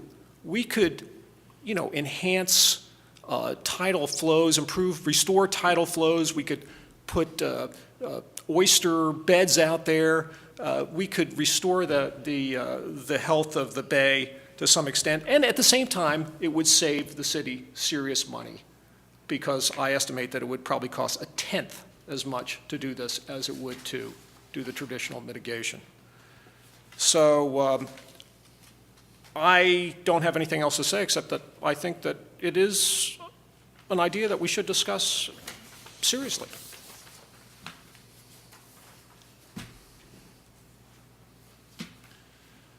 My first question is, do we have the legal power to do that? Is this something we would have to consult? Well, the permitting would be incredible, but I also think the permitting for I think that the current interim city manager has a very, doesn't really have an understanding of how much it would actually cost to do the kind of mitigation that's required by the East Bay. I understand that the East Bay Regional Park will not accept the bulb in its current situation. They won't take it over. No matter, we try and give it to them. They won't take it until it's made safe, whatever that means. But apparently that's what Mayor Thompson and Councilmember Weil are in discussion about. How to So deal with is- that. So hopefully they'll come up with less onerous options Okay. than the pure So Cesar it- Chavez treatment. okay, I'm maybe- with you there. Maybe The I have an Cesar ancient Chavez- understanding of this. I mean, it's an interesting idea. To me, the first question is, whose land does it become, or It would stay is ours. accessible, right? So does that make it sort of an elitist place where only people who have kayaks? And by the way, I'm interested in getting a kayak. They could get out there myself, on log I'd be very interested in canoes or doing it. something, And then would we not still have the same liability issues if people can access it by boats than walking up? I think they would be greatly reduced. Okay.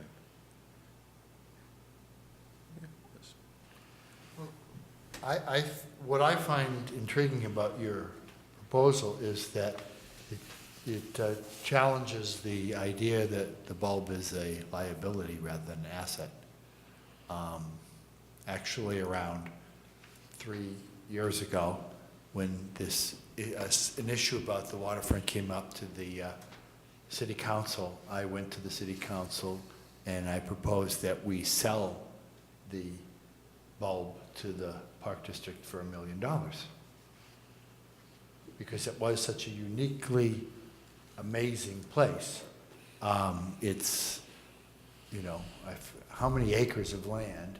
38. 30 acres of land. 38, I think. Situated in the most incredible setting in the bay, with the most amazing views to the Oakland, to Berkeley, to San Francisco, to the North Bay, and that the district, we had this land, and when you looked at the original plan for this area as a marina, there was a marina that was proposed around 1985 when this phantom lease came into existence. That with the heliport? They saw it as like Berkeley has a marina, like Emeryville has a marina, like Richmond has a marina. I don't know about Richmond if it's built on landfill, but Berkeley is built on landfill. the waterfront. Emeryville's marina is built on landfill, and they've turned it into a marina and an office park and a condominium complex. And yet we see our bulb as this $1 million liability. And I just thought it's bizarre that we was like, we're selling our land short. And you see it as something that we could make it to that would, it may not bring a lot of, it's a destination, it creates an environmental wonderland of sorts. So that's what I like about this idea. Technically, I think, first of all, the bulb is not all ours. It's only, it's all ours except for along the shoreline, which is managed by the park, East Shore State Park. East Bay Regional Park District. If you, once again, you cross these lines, we don't actually own all of the bulb.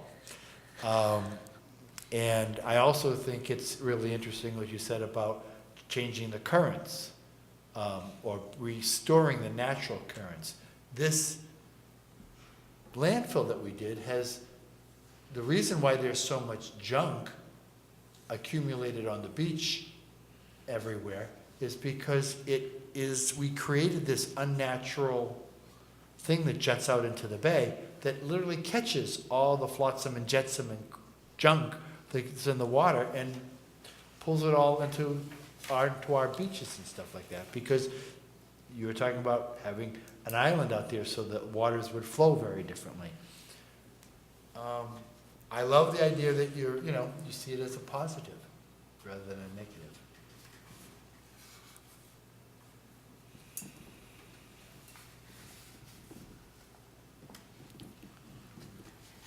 The sound of silence. Well, if no more from the committee, we'll open up to the public.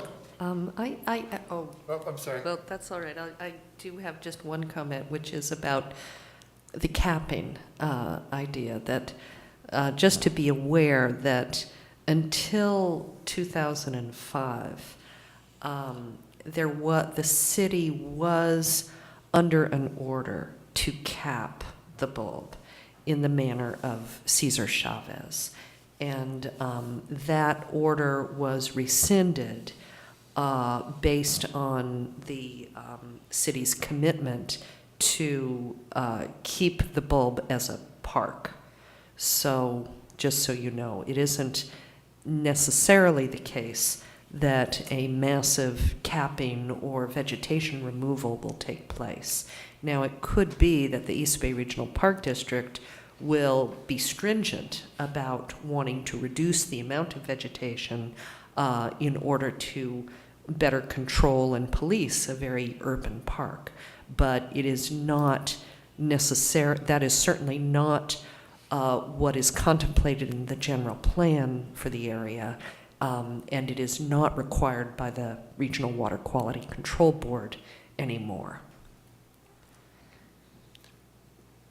Okay, maybe Jeff has a better idea on this, but I understand, just from conversations with people who have been connected with East Bay Regional Parks, that they're not going to accept it in its current condition. That's my basic dilemma. Is that incorrect?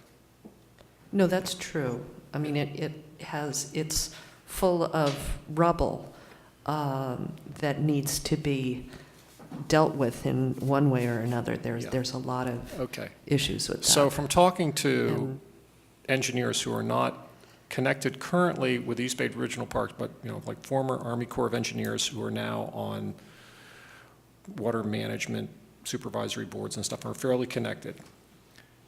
They've basically outlined the standard civil engineering approach to mitigating that so that would make it safe. And the way I understand this is that it requires the removal of debris that's there, and then the capping. And the capping will also require the rising of the clay rim around the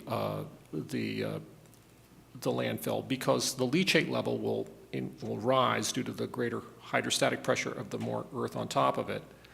And then they'll also have to protect the walls of the current landfill against erosion because they put this more heavier cap on the top. That's just sort of the standard civil engineering approach to it. I don't agree with that, but I believe that that is currently what would be envisioned for proper mitigation before the East Bay Parks will accept it.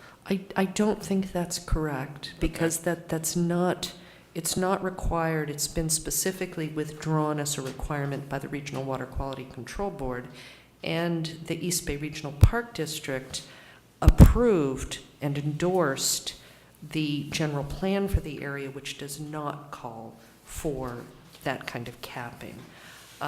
The general plan calls for a much lighter touch, that leaving it essentially in a wild condition. But with the debris, especially rebar is a particular concern, tripping hazards and toxin hazards, and things that simply, places where a person could put their foot through some debris and fall, that kind of thing is what they're talking about cleaning up. But I do think that with the homeless encampment issue, the real difficult issue to deal with will be how open does the area need to be in order to be properly and efficiently policed. There will be a concern that people are, that there are great hidden campsites for people to occupy. Most of us don't care all that much if there's a handful of people. There's certainly a handful of people living in Tilden.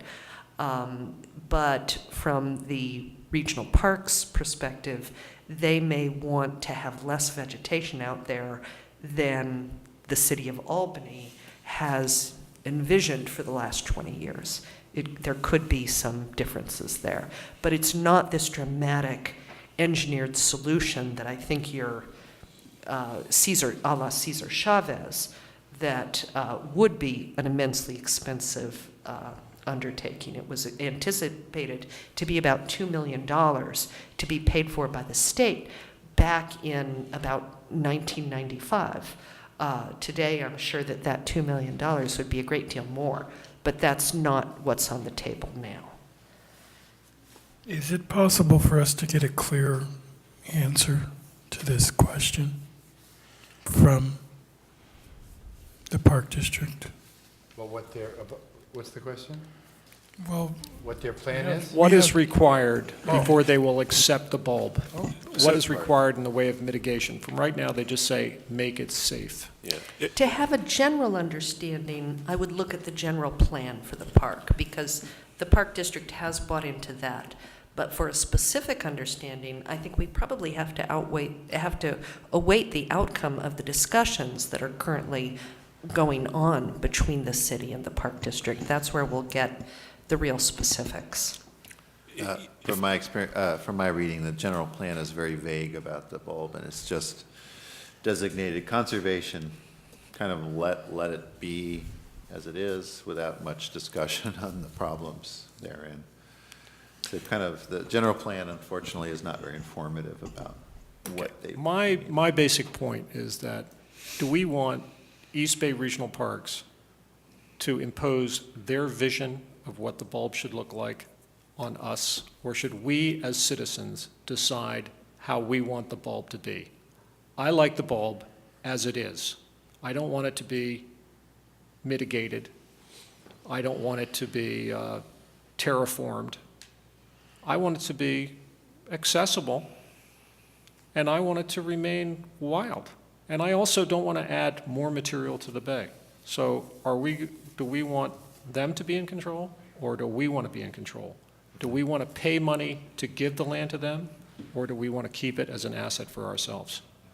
I think this is exactly what I was referring to, and that Rochelle had the ultimate answer for, that we need to go work on the Park District level and find that out, and do our best to have them report to us. As I think Francesco rightly says, we are the body that they should be reporting to us about at least this little corner, to their abilities. We don't expect them to be running to our calls, but these are this is exactly what the point I was making before, that as a community, we need to assert ourselves on whether we think we have some whether we should have some control over that.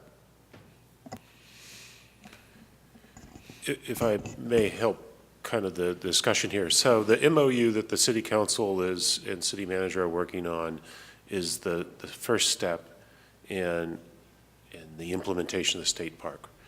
That I would envision that MOU to provide a fairly simple document. Hopefully, the drafts that I've seen are pretty straightforward, but it's still in negotiation, so I can't go into great detail. But what we would like the district to agree to is to come up with a framework to do the technical studies that you're asking for, of what do we need to do to have the district take responsibility for implementing the state park. We need the district because they have the financial resources that the city of Albany at 18,000 people doesn't have. But they do have the financial resources and the bonding capacity and so forth to implement a major capital improvement to the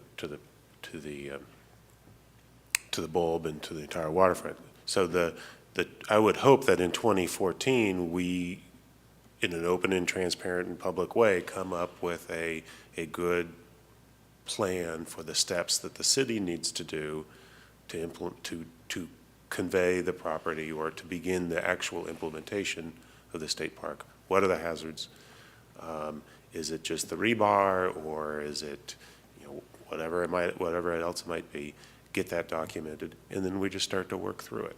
And the deal being that when we work through all the things that are identified, it's their turn to take it over from there. So I look forward to 2014, hopefully, if this all goes smoothly, 2014 being the year where that happens. 2014, what would happen? The transfer? No, the creation of the work program, if you will, what the city needs to do for the district to take over the property. Because you're all correct. The district right now is not interested in taking over the property because they perceive a lot of hazards and the issues of homelessness and I think are the two primary ones. And so they're just saying, well, it's not our priority right now. We want to make it a priority. What do we need to do to make it a priority? Have them work with them on identifying that, and then we do it over the next few years. So that the MOU is the first relatively small step to getting that, call it a study. I'm not sure that's quite the right word, but let's say it's a park implementation plan or something like that. That the MOU sets the framework, and then we do the park implementation plan, and then we actually go out and do the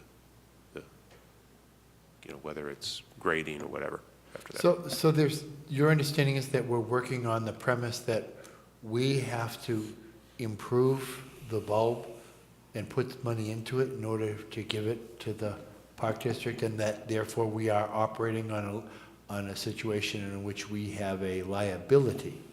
I would never call this a liability, and I wouldn't go that far because we haven't gotten that far. But I do think it's reasonable to, the district is saying they don't want to take it over until the hazards are addressed. I do think we're going to have to take care of the hazards in some manner. We don't know what the specifics are. But, all right, and then I understand that, but I challenge that we have a need to do that. I mean, if the East Bay Regional Park District took over lands for the East Shore State Park, and they got money to completely transform the area. Completely. I mean, the brickyard, whatever it was, they go in there, and that's what grant money is for, and the district. The location of the property has incredible value. What I'm going to consistently challenge, and I guess I'm going to go to the city council to express this, is that land is an asset. And if we want to give it to the park, we can't afford to fix it up to get it into the condition to sell it, let's say, or to transfer it some way. But the park district has the money. will be for the benefit of everyone, and why we should be having to spend another $1 million Or so. to give away land so that then to everybody else to use this 38 acres of prime location is backwards. I don't know where the $1 million came from. I just want to clarify that point. That's not a dollar figure, that's anything we're not. Well, there was 3 years ago when we were working on the WW grant proposal, someone in the Waterfront Committee came up with a plan to use the grant money to mitigate the rebar and the hazards, just to make it safe in that respect. And they had $250,000. That was the number that was put out there, just for that. I mean, when you look at what it costs to do anything, to move a bunch of piles of dirt to create this, you know, whatever that you're doing, this is 38 acres that you need to create. I've been around that. I bike around the bulb these days because I have a bad foot. So I cover a lot of territory. And I went along the trails. There's hazards everywhere. And the landscaping, if they're going to be mitigating the landscaping in some way, that costs a lot of money. I mean, what do you think this soil erosion project cost them? You get bulldozers in there and hauling things on, dump trucks filled with soil. That doesn't come cheap. Well, I did look into this a little bit. Yeah. Okay, and from people I've worked with who do coastal engineering and, dredging and these kind of environmental remediation projects. And we did look at the, removal of the material over that surface area, and we calculated it to be about 30,000 tons, 30,000 cubic yards material. And the required capping that we believe that may be required by kind of normal engineering practice, whether it's included in it, I'm not in favor of it, would be about another 61,000 cubic yards of material. And the company I talked to, the guy I talked to, was saying, asked a lot of questions about truck access versus barge access versus et cetera. And he was talking about over $10 million exclusive of all the permits that would be required for a sort of a standard Cesar Chavez type of remediation of that area. So I think the number that they may currently be working on might not be correct. Okay. I think so too.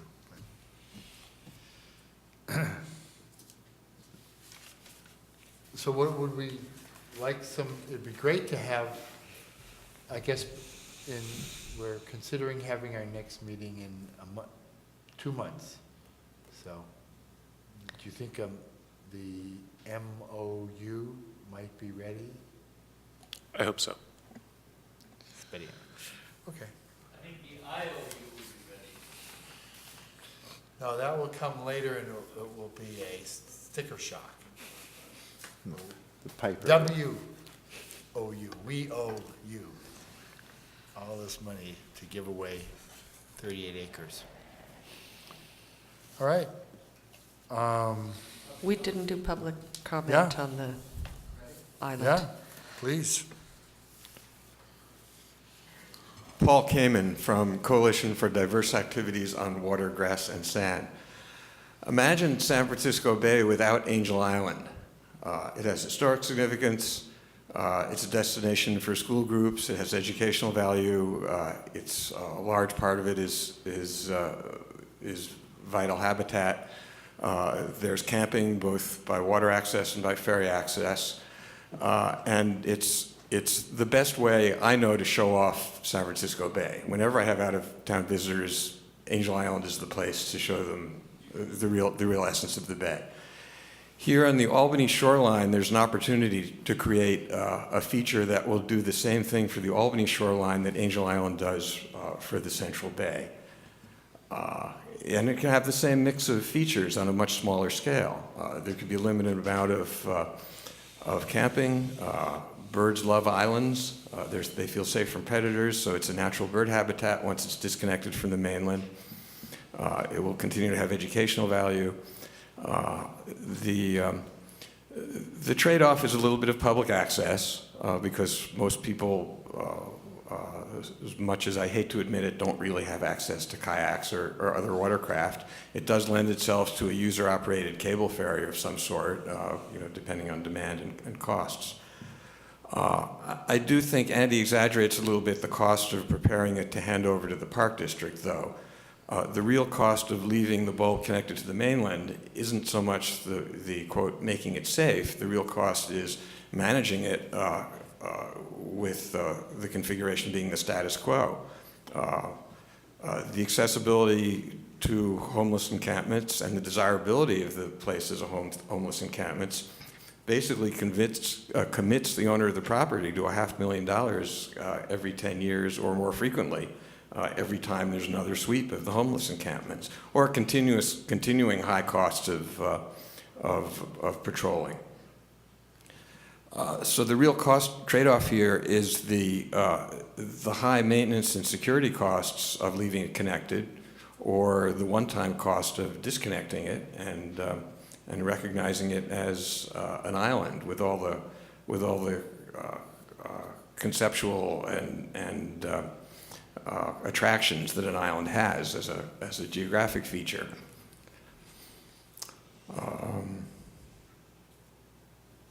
Where's this going? There was one more point I had, which I seem to have lost right now. Questions? No, thank you. Thank you. Yeah, what about the hydrological flows in the cut there? I would like to see it so that the edges were kind of softer, and I think if we made the cut too narrow, then there would be greater tidal flows through there, and you'd have to protect the edges of the cut with more riprap and stuff. So I would like to actually make the cut bigger than the picture, so that it was the current were less through there, and that it would be more accessible from the neck to the bulb. Well, it's something to work out. Presumably, there would be some siltation between the island and the neck. If it's too wide, the flow is too slow, and there might be more siltation. If it's too narrow, it might clog completely. I think hydrologically, there's a quote right distance that maintains enough tidal current to keep it scoured out. My last bullet point was I only see one other option to the island scenario that will keep management of the bulb economical. And I've said this before in these meetings and that's managed, reserved short-term camping at market rate, where we can still take advantage of the bulb as a campsite because it's a wonderful place to camp. If anything comes through from the Bum's Paradise documentary film from 1999, it's how beautiful a location it is. And that revenue stream would allow for a more or less continuous park ranger presence and keep the bulb accessible and managed and well maintained in a revenue neutral way instead of a very expensive liability way. And finally, for an idea of what the actual value of that property is, I refer you to the April 2012 article in the Albany Patch, where there's a land use plan for the bulb. Thank you. April what? 12.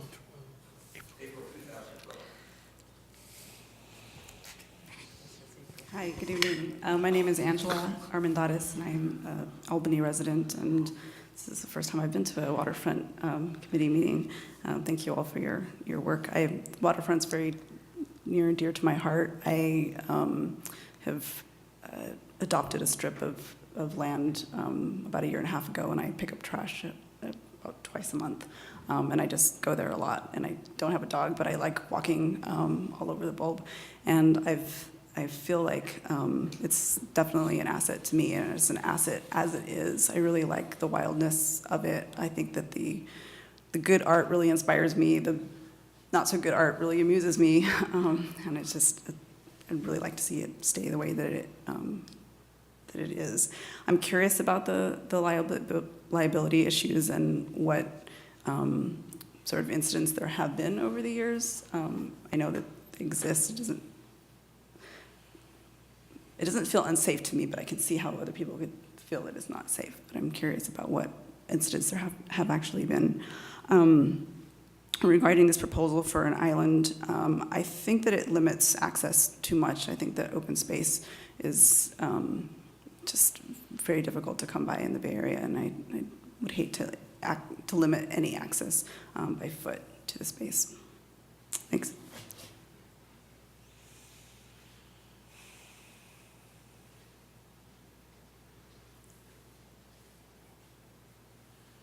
My name is Paulo Curry, and I have a couple of comments. One is, I remember when our homeless task force, we were meeting right here, which was very unusual for us.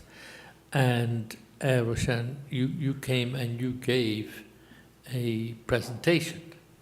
And my question to you was, okay, you move all the homeless people off, you're still left with the chunk of land with concrete and rebar and everything else. And how are we going to solve that problem? And the answer is, we don't even know.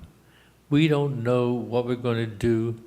You move the people off, you can even tear out the vegetation, but we still don't know how we are going to eliminate the concrete and the rebar. So that's the first thing. Second thing is, this island idea, no man is an island, and Albany is not an island. We don't need to create an island. This is a silly idea.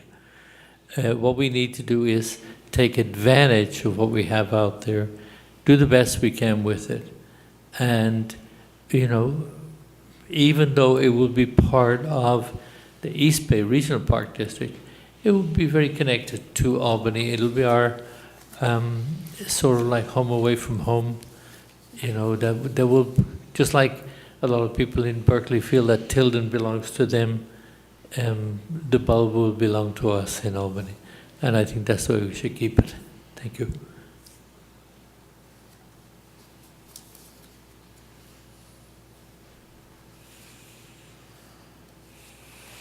Okay. Any more comment from the committee?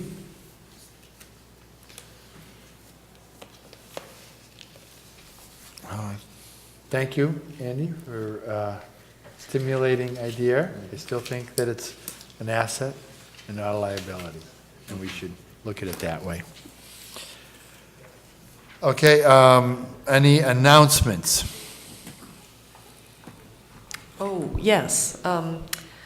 On Sunday, there will be another all-dog beach cleanup, and hope to see some of you out there. It's a lot of fun.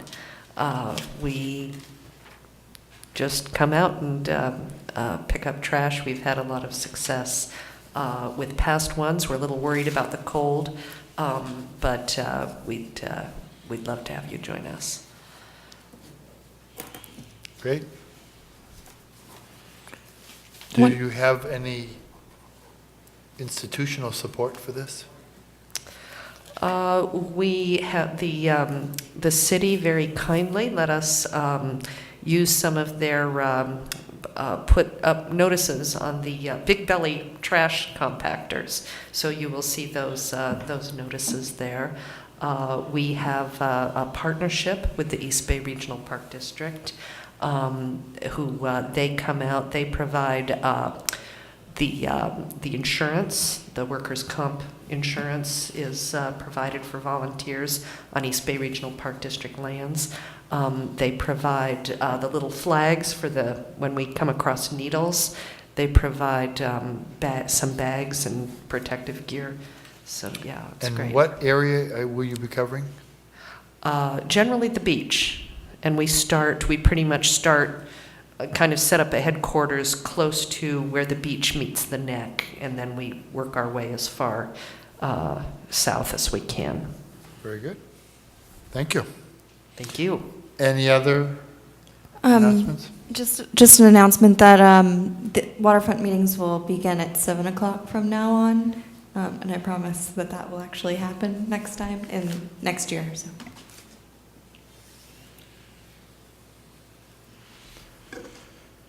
All right,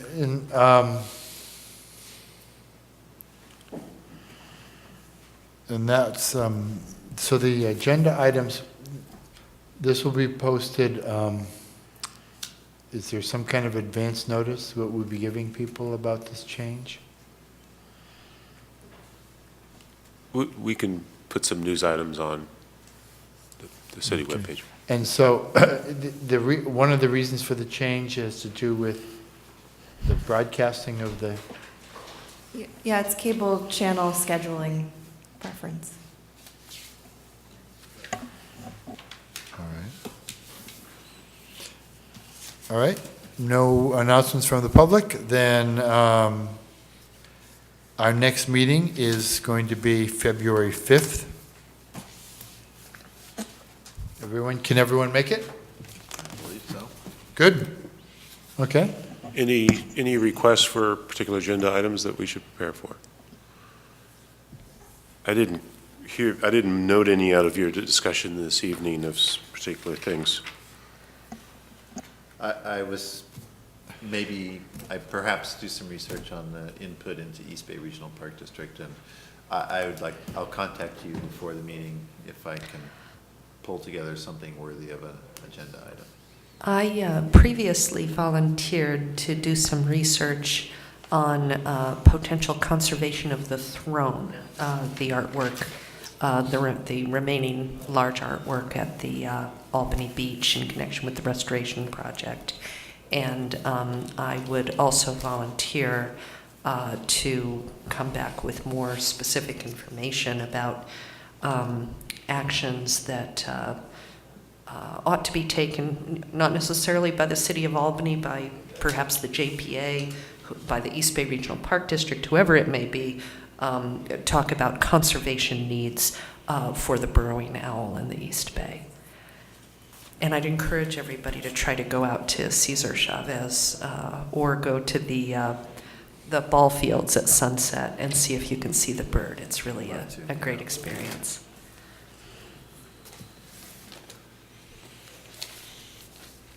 Okay. If you have any, between now and then, if there's some agenda items that you want to discuss, let me know, or contact Jeff directly. How do we continue the discussion of Andy's item? How do we continue to discuss Andy's item about the island and about our making, the citizens of Albany making choices as opposed to having others make them for us? I think that this is something that I could, with Jeff and Claire, try to create a understanding as to what the council's role is. I think we really need some clarification about that. What should be our role in that process? What the council's going to be doing? I mean, I don't know how much they want to take this on, or whether they want us to be the appropriate committee to be discussing this. I think we are. And that I think that would be, I mean, they might be checking into logistics about what it would take to do that and how we could do that, but then what we would want or how we could, I doubt they want to hold hearings for the general public, or maybe they would like to spend their time having general hearings from the public regarding the use of the places like the Plateau or the future uses of the Plateau and the bulb. You know, I think it's worth considering that our Albany policy on the waterfront, on park policy, I'm not talking about waterfront development, but the kind of thing that we're working on here, dates back to 1995. So it's almost 15 years old. That's on our, if you look at the website for our committee, that's the policy that is up there. So it hasn't been updated in almost 2 decades. And perhaps at some point an update would be in order, but I think that Francesco is right. We should not undertake some kind of strategic planning process that the city council is not interested in taking up. I suspect that they feel more at the end of a process that, you know, for the past 20 years, Albany's been trying to shift the area to the East Bay Regional Park District, and we're moving in that direction now, and this is not a time when this may not be the time when they're very open to hearing a whole new set of approaches brought forward. And it may be that this is just one of the alternatives that needs to be brought forward to the East Bay Regional Park District when it's doing its planning work on the park. But since we're kind of 20 years along this one track, it might be quite difficult to change it at this point. But it's certainly worth, Francesco, you taking up with whoever is appropriate on the council about what they would be interested in seeing this committee bring forward.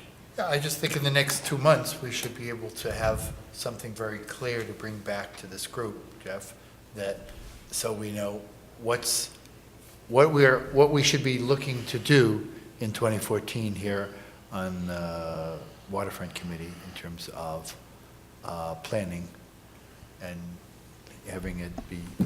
So I think that's one of our main agenda items, besides picking a new chair, is goals.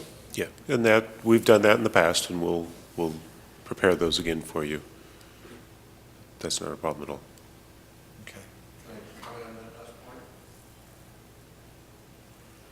Sure. Briefly. Yes, brief. I think one of the possible problems with the coordination with East Bay Regional Park District is that the Park District frequently sends representatives to the CES board meetings, but it's rare to see one here.